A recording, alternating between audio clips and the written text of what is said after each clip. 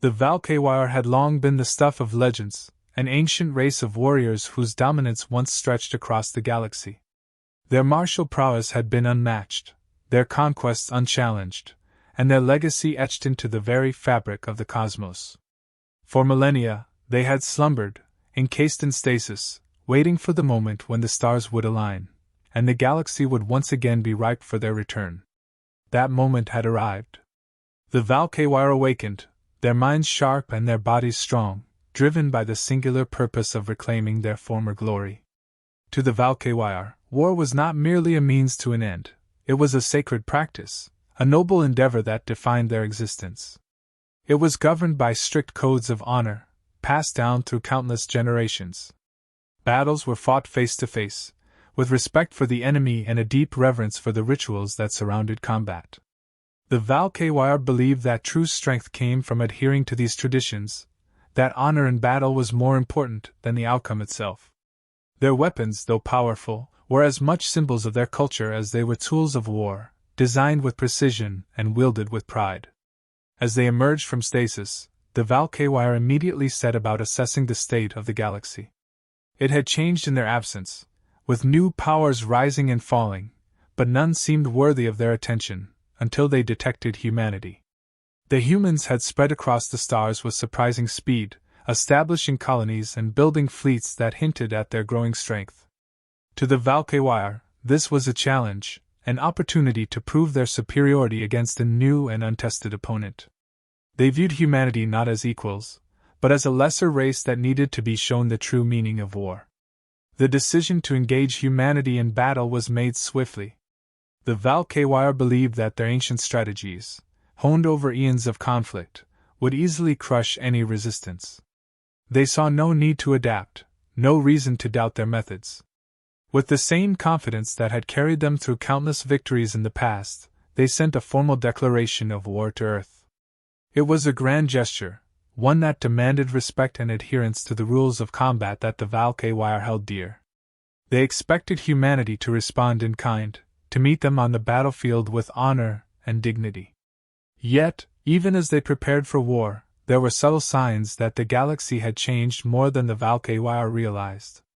Their understanding of warfare, rooted in ancient traditions, might no longer be applicable in this new era. Reports of humanity's unconventional methods reached them, whispers of tactics that did not align with the Valkyrie's code of honor. But these concerns were quickly dismissed. The Valkyrie were confident that their honor-bound approach would prevail, that their mastery of traditional warfare would once again lead them to victory. In their arrogance, they failed to see the true nature of the challenge before them.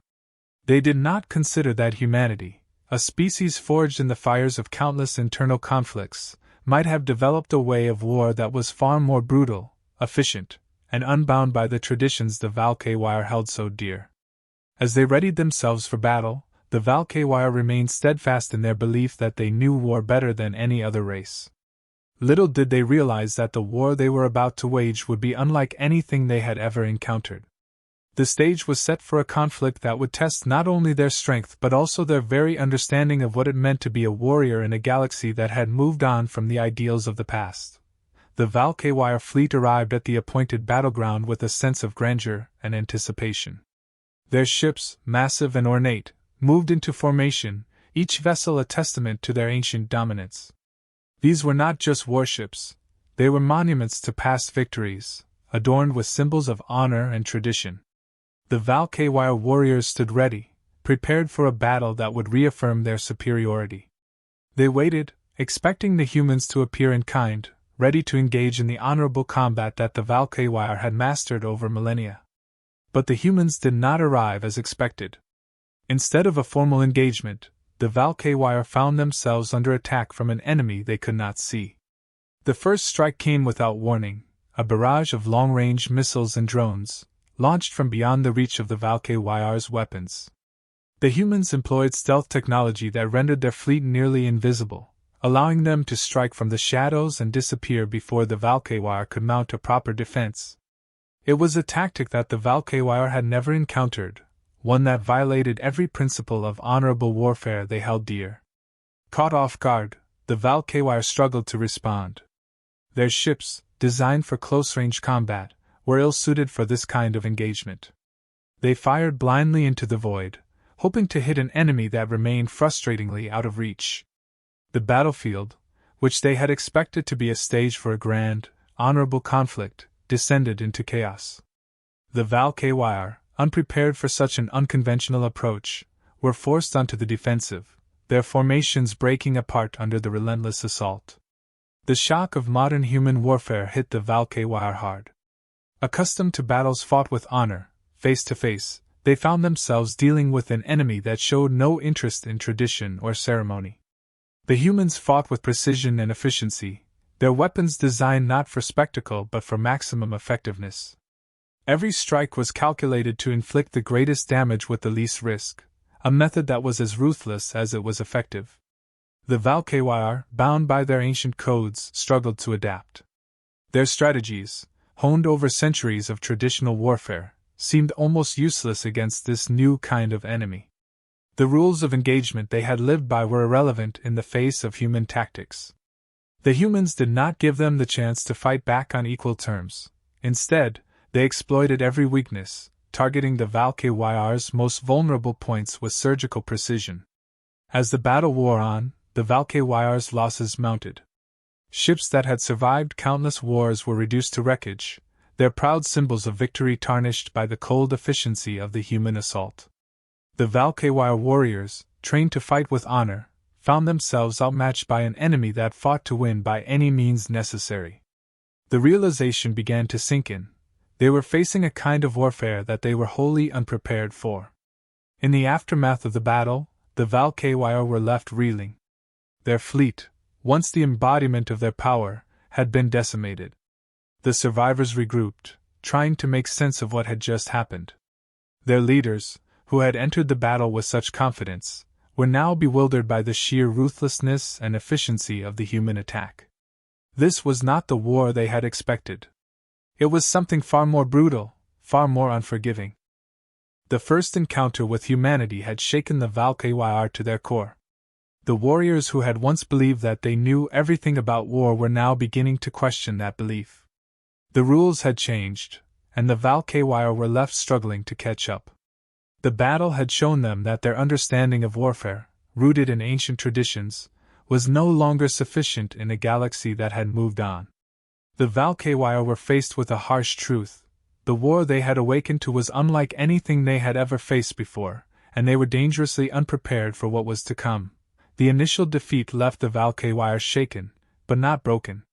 They regrouped, their remaining leaders convening to assess what had gone wrong. It was clear that their traditional strategies, honed over millennia, had failed them against this new, unorthodox enemy. There was an urgent need to adapt, but the path forward was fraught with internal conflict. For the Val-Kyr, war was more than a means to an end, it was an expression of their culture, their identity. Abandoning the codes of honor that had guided them for so long was not a decision they could make lightly. Debates raged among the Val-Kyr leadership. Some argued for the preservation of their traditions, believing that their honor-bound approach could still prevail if executed with greater precision. Others, recognizing the stark reality of their situation, pushed for a complete overhaul of their tactics. They proposed adopting some of the humans' methods, stealth, deception, and indirect strikes, though these were strategies that the Val-Kyr had always considered dishonorable. The tension between tradition and necessity began to fracture their unity. Meanwhile, the humans were far from idle. Sensing the Val-Kyr's hesitation, they pressed their advantage with relentless determination. The humans were masters of adaptability, and they had no qualms about exploiting every weakness they observed. They intensified their efforts, deploying guerrilla tactics that kept the Val-Kyr off balance, cyber warfare that disrupted their communications, and psychological operations that sowed fear and confusion among their ranks.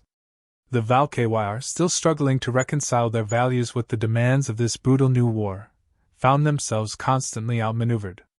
In a bid to survive, the Val-Kyr attempted to mimic some of the humans' tactics. They began to employ ambushes, covert strikes, and other strategies that they had previously scorned.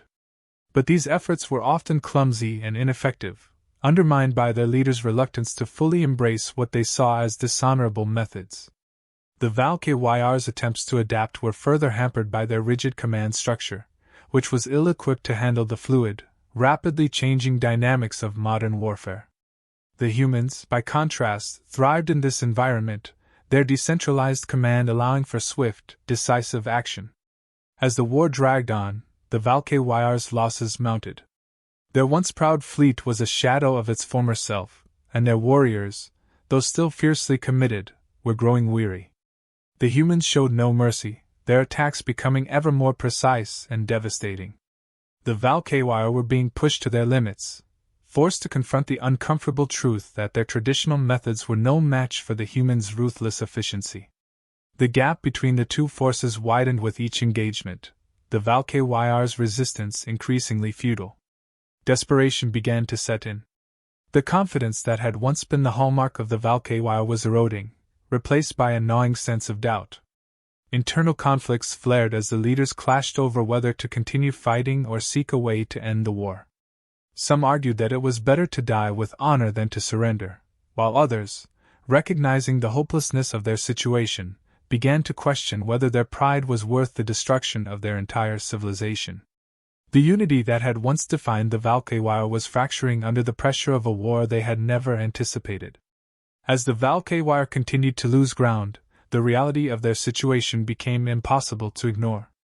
They were facing an enemy that had rewritten the rules of war, an enemy that was not bound by the same constraints they had imposed on themselves.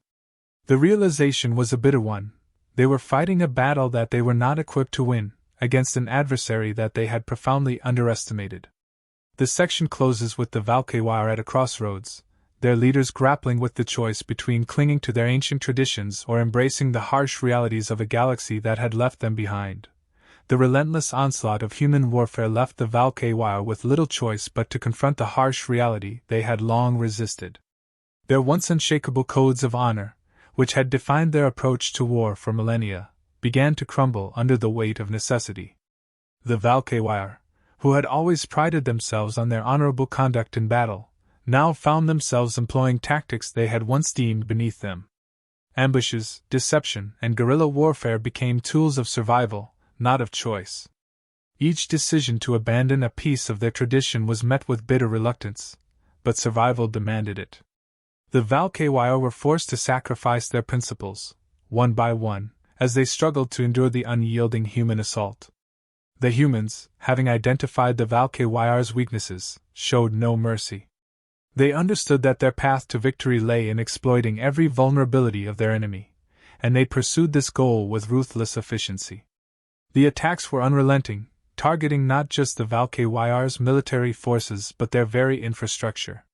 Supply lines were severed, communication networks were disrupted, and the morale of the HFY warriors was systematically dismantled. The humans did not engage in the kind of battle the HFY had prepared for. Instead, they waged a war of attrition, seeking to break the HFY's will to fight entirely. There was no room for honor in this war, only the relentless drive for total victory. As the war dragged on, the internal struggles within the HFY became more pronounced. The once unified leadership was now divided, with factions emerging that held starkly different views on how to proceed. Some leaders, deeply committed to the traditions that had guided their people for so long, resisted the changes, believing that abandoning their honor would lead to the destruction of their culture. To them, survival without honor was not true survival at all. Others, seeing the dire situation they were in, argued that clinging to tradition was a luxury they could no longer afford. They advocated for a complete break from the past, believing that adapting to the new realities of war was the only way to ensure their people's future. This division weakened the HFY's ability to fight effectively. Conflicting orders, hesitation, and a lack of unified strategy began to take their toll on the battlefield. The warriors, who had once fought with pride and confidence, were now uncertain and demoralized. The internal strife, combined with the relentless pressure from the humans, created a situation where the HFY were fighting not just an external enemy but themselves as well. The cracks in their society, once small and manageable, were now widening into chasms that threatened to tear them apart. The turning point came with a decisive human strike that targeted the HFY leadership directly. In a carefully planned and executed operation, the humans launched a decapitation strike that wiped out much of the HFY command structure. The loss was catastrophic. The leaders who had held their people together, even as they debated and disagreed, were now gone. The remaining HFY forces were left directionless, their command in shambles. Without clear leadership, their resistance faltered, and what little cohesion remained quickly dissolved. With their leadership decimated and their forces scattered, the HFY found themselves on the brink of total collapse. The traditions that had once been their strength were now seen as shackles that had bound them too tightly to the past. The honor they had clung to had not saved them. Instead, it had left them vulnerable to an enemy that fought without the constraints of tradition. The HFY were now facing the grim reality that their way of life, and possibly their very existence, was at risk of being extinguished. As the section draws to a close, the HFY stand at a precipice. Their collapse seems imminent, and the future is uncertain. The war they had awakened to was unlike anything they had ever known, and it had forced them to confront the limitations of their own beliefs. The question that now loomed over them was whether they could find a way to survive in a galaxy that had moved on from the ideals they had once held so dear. The remnants of the HFY forces gathered for what they knew would be their final stand. The proud fleet that had once spanned the stars was now reduced to a mere fraction of its former glory. Ships that had survived countless battles were battered and barely operational. The warriors aboard them were demoralized, their spirits crushed by the relentless tide of defeats. Yet, despite their dire situation, the HFY refused to surrender. They prepared for one last battle, a final effort to reclaim some semblance of the honor they had lost. Deep down, they knew that their chances of victory were slim, but surrender was a fate they could not accept. The humans, having systematically dismantled the HFY's defenses, were ready to deliver the final blow. Their fleet, vast and formidable, moved with the precision and efficiency that had defined their campaign from the beginning. There was no hesitation, no delay, just the cold, calculated execution of a plan that had been years in the making. The final assault began with a ferocity that left no room for doubt. The humans were not there to negotiate or offer terms. They were there to end the conflict, once and for all. The HFY fought back with everything they had left, but it was not enough.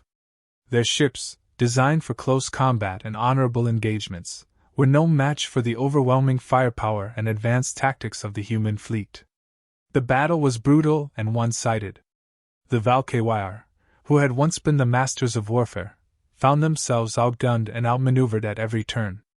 Their ships were systematically targeted and destroyed, their formations shattered by the relentless human attack. The battlefield, once a place where the HFY had proven their dominance, became a graveyard of their legacy. In their final moments, some HFY warriors embraced their fate with the last vestiges of their honor. They fought with a grim determination, knowing that they were facing certain death but refusing to go down without a fight. These warriors clung to the traditions that had guided them for so long, finding solace in the fact that they were dying as they had lived, on the battlefield, with weapon in hand. Others, however, succumbed to despair. The reality of their situation was undeniable. They had been unprepared for the brutality of modern warfare, and their inability to adapt had led them to this point. The realization that their once great civilization was on the brink of annihilation weighed heavily on them, sapping their will to fight. The human forces pressed forward, their assault leaving no room for mercy. The HFY's resistance, though fierce, was ultimately futile. The humans had come to end the war, and they did so with ruthless efficiency. One by one, the HFY ships were destroyed, their crews lost to the void. The few that remained were forced to watch as their comrades fell, knowing that their own end was near. The final battle, which the HFY had hoped would be a testament to their strength, instead became a somber testament to their downfall. In the end, the HFY were defeated. Their forces were decimated, their honor shattered, and their legacy tarnished beyond repair. The surviving HFY, those few who had managed to avoid destruction, had no choice but to surrender. It was a bitter pill to swallow, but there was no alternative. The once great civilization that had ruled vast stretches of the galaxy was now little more than a footnote in history, brought low by an enemy they had underestimated at every turn. The Valkyrie leaders, those who remained, accepted their fate with a heavy heart. They had been outmatched in every way, technologically, strategically, and psychologically. The war they had awakened to had been unlike anything they had ever experienced, and they had paid the ultimate price for their hubris. As the final ships were captured or destroyed, the Valkyrie understood that their time had passed. The galaxy had moved on, and they had been left behind, relics of an era that no longer had a place in the new order. The final stand of the Valkyrie was over, and with it, the last vestiges of their once glorious civilization faded into history. The war with the Valkyrie had ended, and with their defeat, humanity found itself at a crossroads. The victory, while decisive, came at a tremendous cost. Lives had been lost on both sides, and the moral implications of the tactics employed weighed heavily on the human leadership. The strategies that had ensured their success, ruthless efficiency, psychological warfare, and the abandonment of traditional rules of engagement, had left a mark on the collective conscience of those who had fought. They were hailed as heroes, but beneath the celebration was an undercurrent of reflection. The humans had won the war, but in doing so, they had also glimpsed the darker aspects of their own nature, the willingness to sacrifice principles for survival. As the dust settled, humanity began to assess the broader impact of the conflict. The war had solidified their position as a dominant force in the galaxy, but it had also changed them. The experience had been a harsh reminder that survival in an unforgiving universe sometimes required measures that challenged the very values they sought to protect. The victory was bittersweet, a triumph that came with the recognition that they had become something different in the process, more formidable, but also more ruthless. The humans understood that their ability to adapt and innovate had given them the edge, but it had also pushed them into morally ambiguous territory. On the other side, the surviving Valkyrie were left to grapple with the aftermath of their defeat. The war had shattered their civilization, and with it, their deeply held beliefs about honor and tradition. The universe they had awakened to was not one that valued their codes or their way of life. The Valkyrie were forced to confront the reality that their defeat was not just a loss on the battlefield, but a profound cultural failure. Their traditions, which had once defined them, had become a liability in a galaxy that had moved on from the ideals of the past. Among the Valkyrie, there was a deep division in how to move forward. Some, devastated by the loss, saw their defeat as the end of their culture. They believed that the Valkyrie way of life had no place in the modern galaxy, that their civilization had been irrevocably broken. Others, however, saw the defeat as an opportunity to rebuild and adapt. They vowed to learn from their mistakes, to find a way to preserve their heritage while embracing the realities of a changed universe. This internal struggle marked the beginning of a new chapter for the Valkyrie, one fraught with uncertainty but also with the possibility of renewal. As the galaxy began to recover from the conflict, the legacy of the war became clear. Humanity had proven its dominance, but at the cost of its own moral compass. The Valkyrie's downfall served as a stark reminder of the dangers of clinging too tightly to outdated ideals in a world that demanded constant adaptation. The war had not just been a clash of forces, but a collision of philosophies, one bound by tradition, the other driven by survival at any cost. The final reflection on the conflict was one of bittersweet victory. Humanity had emerged as the new power in the galaxy, but the path to that dominance had been paved with difficult choices and ethical compromises. The Valkyrie, once the epitome of honor and strength, had been humbled by a universe that no longer revered the values they held dear. Both sides were left to contemplate the true nature of war in a galaxy that had forever changed. The story ended not with triumphalism, but with a somber recognition of the complexities of power, survival, and the ever-evolving nature of conflict.